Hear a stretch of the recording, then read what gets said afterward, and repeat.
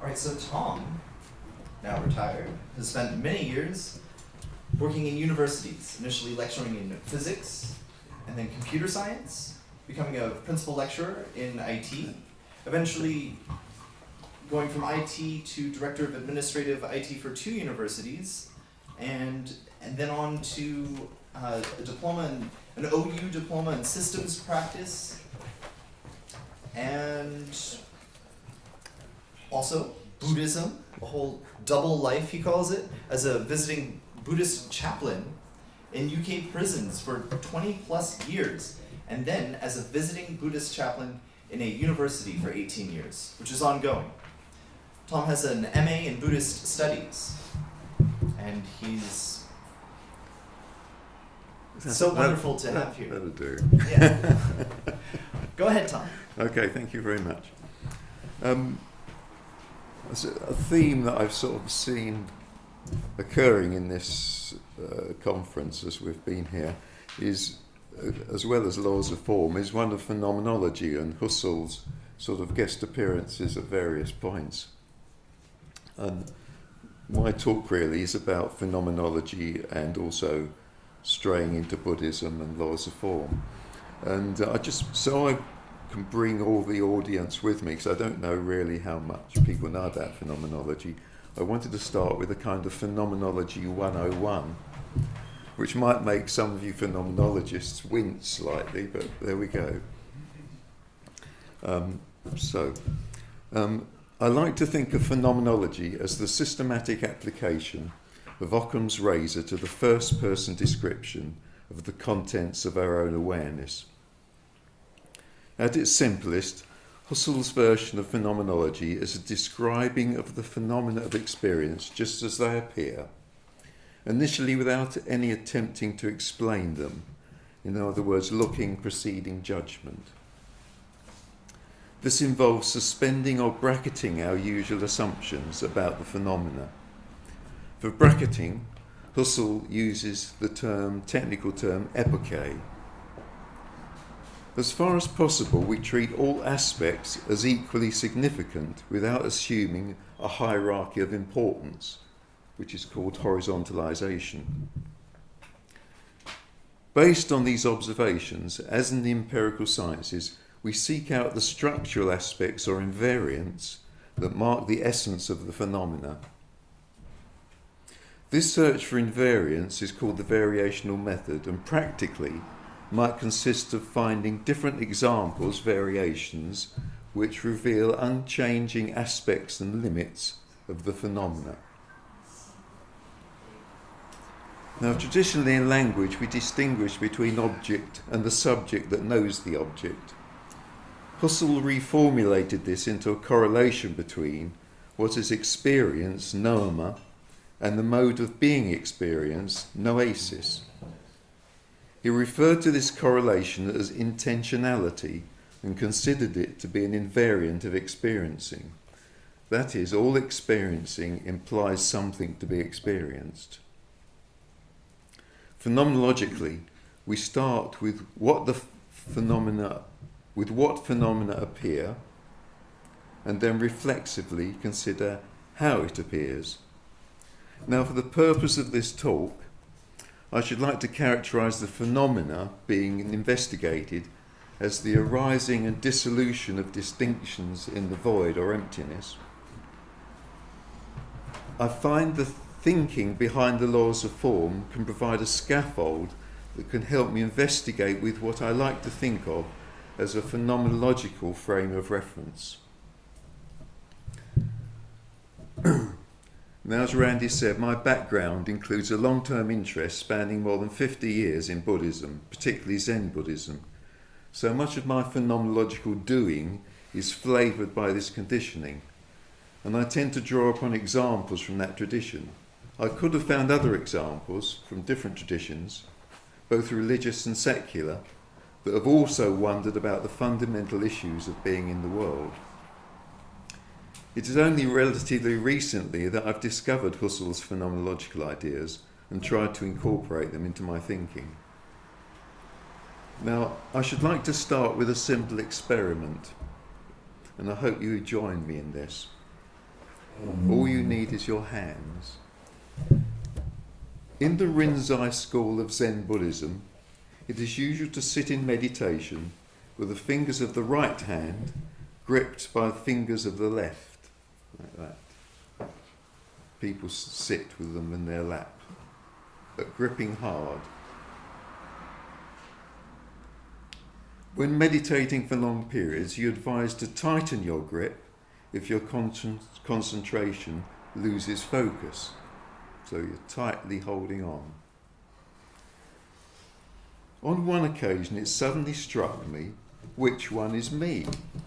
The one squeezing or the one being squeezed? I then realised, you can just do this, I then realised that without moving, I could transfer my attention from one hand to the other. That one that seemed to be me followed the foregrounding of my awareness. So as we're squeezing and we concentrate on our left hand, that feels like it's me. And then I can move to my attention to my right hand. Now that is me and I'm being squeezed. When I try to explain this to my family, I try to dramatise it and say, this is this horrible left hand and it's out to get you. And they can sort of, oh yes, that's right, that's me. Then now you're the victim. It's hurting. And it kind of focuses it that way.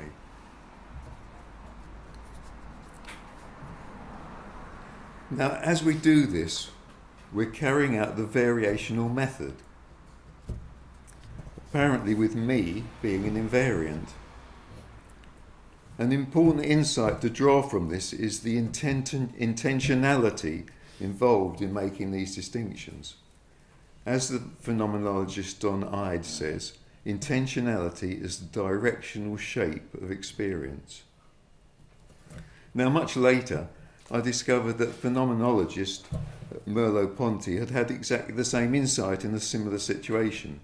He maintained that the two views were complementary in the sense used by Bohr. That is, seeing one way momentarily excludes seeing the other way. This is true because my awareness of each hand created respectively a distinction. With the attention focused on one hand, the other hand was relatively empty or void of attention. Now, this idea of relative emptiness is of value, I think, when considering the practical applications and implications of the phenomenological aspects of the laws of form.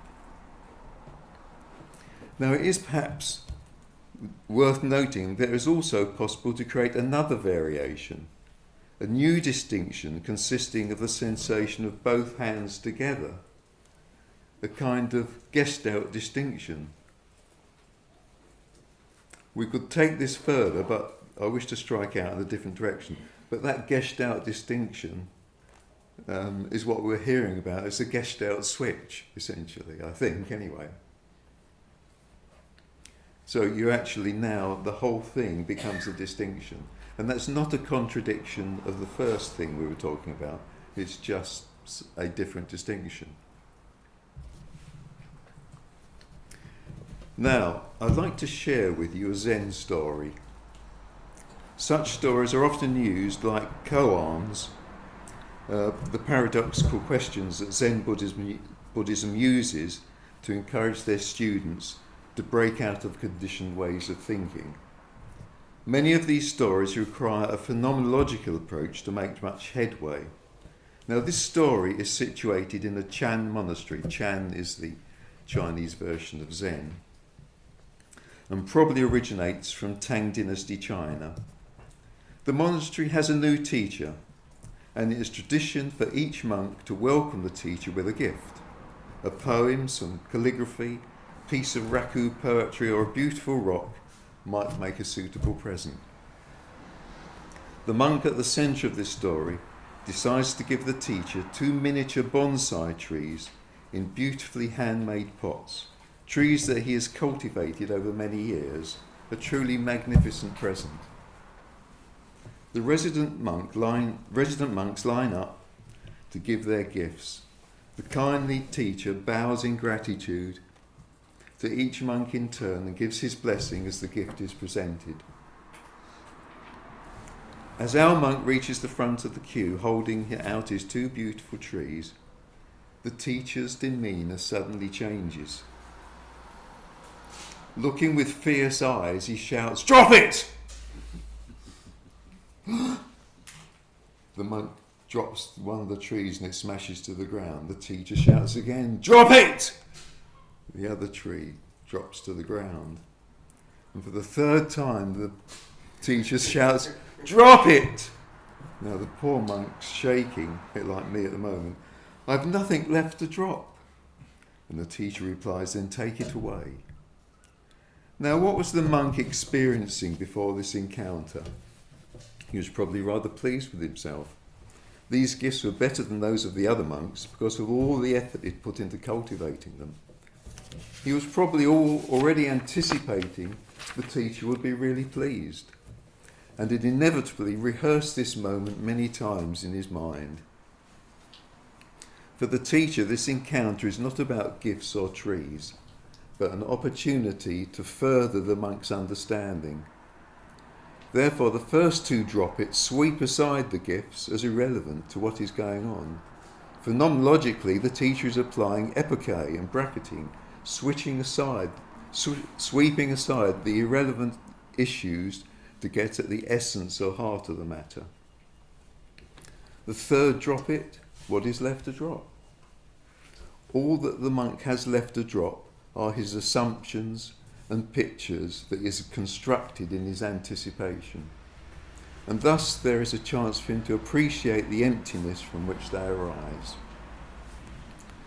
This is the process of horizontalization, where hierarchical conceptual structures of the relative importance of things are removed.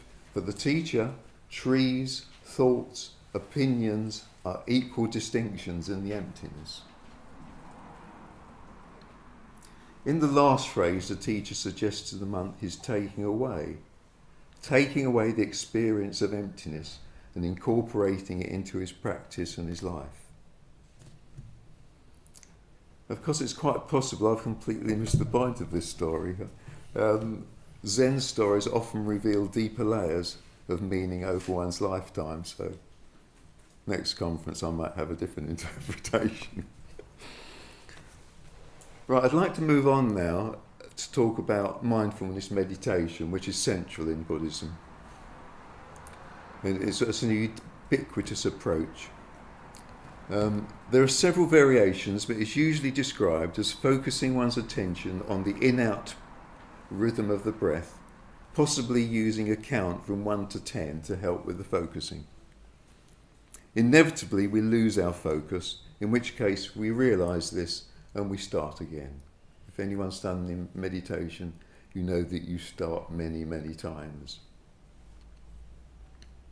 Another approach to mindfulness of breathing is to recognise the breath as a distinction situated within the emptiness and use the breath to model the process of conditioned arising, coming to be and ceasing to be. Coming to be and ceasing to be of the breath within the emptiness. It is as if the breath is a short life, with the inhalation coming to be and the exhalation the ceasing to be. I find it useful to conceptualise ceasing to be as laying down or letting go of the self or ego. You can also try to bring to mind a feeling of gratitude for the life of that breath. As the breath ends, there is a moment of emptiness of breath before the next breath starts, reminding us that the distinction of the breath arises out of and returns to the empty awareness. There isn't unfortunately time for us to try that out together, but that's your homework for tonight. I want to move on and just come up with some possible invariants. Some of which are rather speculative and controversial. First, phenomenologically, it's always now. Various spiritual teachers suggest we should live in the now, but do we actually have any choice? It appears that there is only the present moment available to us. Possibly they're encouraging us not to get lost in distinctions drawn from the past and projected into the future. Let's consider an example. I make a distinction at breakfast, and then I wish to refer to that distinction at lunchtime. In other words, I want to picture what I had for breakfast. Therefore, I must re-enter the distinction as a memory and pull it as a distinction into the phenomenological now.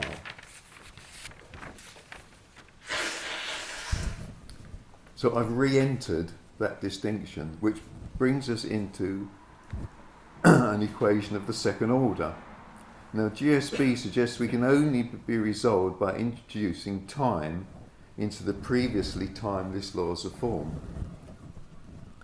So perhaps our mind creates time to avoid distinctions colliding in the present moment. I serendipitously came across a paper by the great physicist John Wheeler. It is a paper I expect that some of you will know, where he discusses the idea of it from bit, where the universe is fundamentally information. In that paper, he quoted, "Time is nature's way to keep everything from happening all at once," which I think is a similar idea. Now, if you've got that paper, or if you see that paper, and you look at the reference at the end where he got that quotation from, he says he found it amongst the graffiti in the men's room in a cafe in Austin, Texas, which I think is probably a unique reference. Now, secondly, I'm always here, irrespective and invariant of wherever I am geographically. My phenomenological experience, in fact, is that everything is here. My here-ness contains all distinctions I perceive. Together, these two things seem to be consistent with Einstein when he said, "Time and space are modes by which we think, not conditions in which we live." Now, where does the idea of I or me fit into all this? It seems to me that I is what you get when you try to limit or condense empty awareness to be an object rather than an open, unconstrained subject. This has huge implications and results in us trying to substantiate ourselves by creating and collecting distinctions in the form of possessions, status, opinions, etc. Gaining these distinctions provides only a temporary respite, as the emptiness is intrinsically unfillable.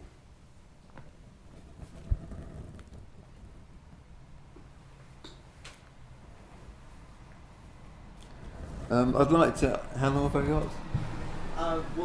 So now we would do Q&A, but you can. Let me go on slightly, Yeah. because this wasn't part of my talk, but I remembered a metaphor when in Andrew's talk, which I thought was worth repeating. Yeah. And it's about P-type semiconductors, if anyone knows about these sorts of things, where silicon is an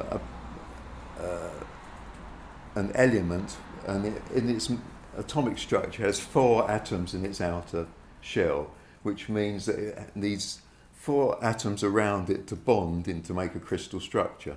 So, and that's how the crystal structure of silicon works. Now, if you put a impurity into silicon, like boron, for example, which has only got 3 electrons in its outer shell, then as it can fit into the structure, but there's an electron missing now.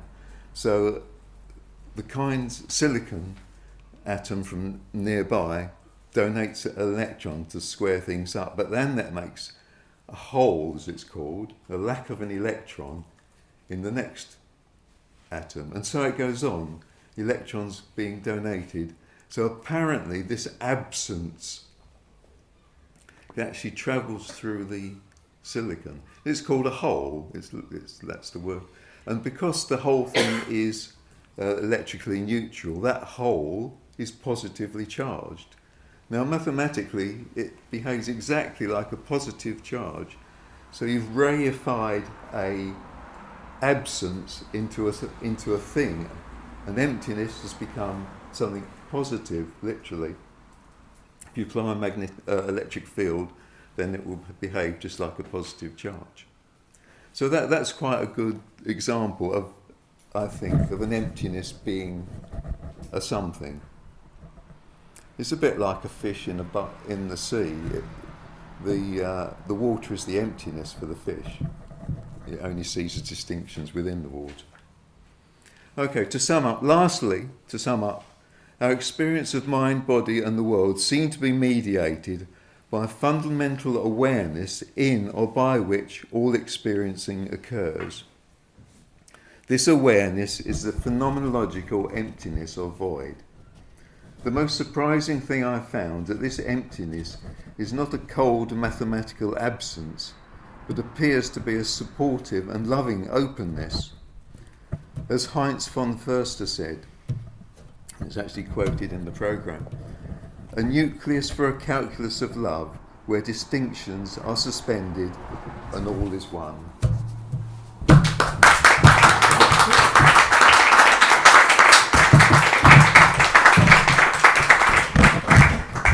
What a beautiful conclusion there. I was wondering who would bring in that particular Heinz von Förster quote. Love, then I was thinking like it would be like an Empedoclean love kind of thing with the sphere. But no, that's even better, especially since you contextualized it with the phenomenology of not only Husserl, but like Merleau-Ponty. And Merleau-Ponty in Phenomenology of Perception refers back to Heidegger's book on Kant, section 34 on self-affection. And there's the image of the two hands, and then there's a whole tradition since, Levinas and Merleau-Ponty are looked at in particular by Luce Rigaray, who lives in Paris, right by Claire.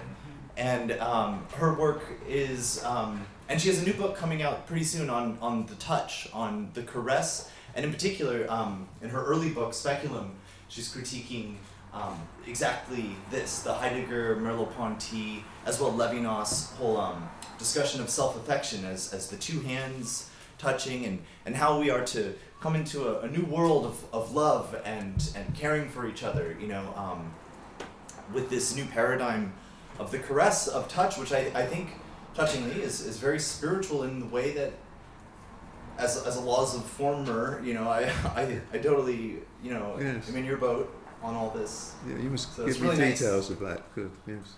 Yeah. Good, thank you. Let's open it up for a few. We can do 5 minutes of questions, okay? So we got one right here.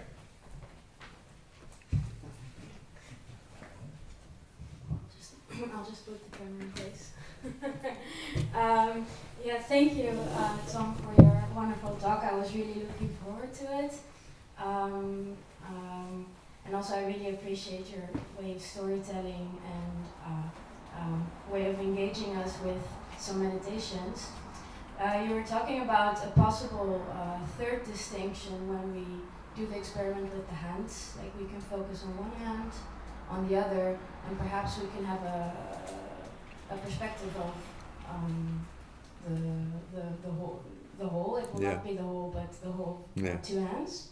And it made me think. It's more a comment than a question. It made me think of some contemporary phenomenologists right now. Such as Dan Zahavi, he is Danish, and he is, by the way, very inspired by Husserl's unpublished manuscripts, which emphasize more the co-constitutive elements of intentionality. And he actually does a lot of research with children, or he looks at researchers with children and how they develop their notion of subjectivity and other. And he notices what he calls a we experience, where with the child you can point at each other, and they can have an idea of mom and themselves at some point. But what you can also do, and he calls this joint attention, is that you look at each other and then you point to something outwards, and that would create this shared experience of that thing. And I think that's a I think that will be a possible third distinction of this Yes. intentionality. Yes. Just wanted to add to the debate. Thank you for that. Excellent. Thank you, Yale. That was terrific. Did you want to respond to that? No, I mean, no, not particularly. I mean, I had heard about that. In fact, my son had told me about that. He's a psychotherapist and he's an existential phenomenological psychotherapist, which is how I got involved. So, it's very true that Dan the Man Zahavi, with his Center for Subjectivity Science, is doing a lot of very interesting work, a lot of summer schools and conferences on these themes, on co-intentionality, you know. How is that surname spelled? Dan Zahavi, Z-A-H-A-V-I. And what's interesting when you bring up the children, you know, and Lucy Rigarai is also doing this. She's always been interested in the family and children and in the touch, the caress, you know, from this existential phenomenological perspective. And so it's very interesting to think of these two schools of very cutting edge contemporary phenomenology meeting, you know, and especially with that strong dose of Husserl and the kind of theory of manifolds sort of relationship of the, you know, the invariant and the variant kind of stuff that we're meditating on here in the laws of form community. So maybe it's all coming together. yeah, maybe. All thanks to Tom. I mean, we've all together done this. It's really beautiful. It's like that parable of the reed, you know? Could I ask Tom a quick question? Okay. In your talk in Rules of Form 50, you spoke of another Gestalt switch due to Douglas Harding, where he in a moment of satori, he discovers that he has no head, and he gives this phenomenological experiment to see where I can look out here, but I don't look in here. And you said that interestingly in the discussion afterwards that you play piano and you can switch between these two states of being headed, embodied, and being headless. Oh yes, Fusion with it. So my provocative question is, if you consider that to be analogous to the left and right hand, can you try and exist into the state of the superposition of being headful and headless? And what would playing the piano be like in that state? Indeed, that's a good, yes. Right. Can I consider that? In fact, I'll have to go and try it out. I think. It's got to be. It's a doing thing, I think. Yeah. Now you use the word fusion psychoanalytically. Rigarai is keen on maintaining the interval and not falling into this Freudian Lacanian tradition of fusion of the two subjects. No, but anyway, that's having my the Rigarai interface contribution. Yeah. I think the really important thing is that I've picked up about phenomenology is it's something you do. You have to do it. There's no other way. You can't just read it in a book. You have to do it. And even Husserl said that when you get it, it's like a religious experience. So. There's no way of saying in advance what koan's going to work for whom or something. But I just want to throw in personal observation that Tom's talk last time round utterly changed my life, and headlessness is now my natural condition. It's been absolutely wonderful. So it doesn't work for everyone, but it can work. Good. Okay, I think with that, right, there's no burning questions on there? Okay. Yeah, we can break for lunch, and at 2:30 we'll return here for Nathaniel Hellerstein's talk. Thank you. Thank you, Tom.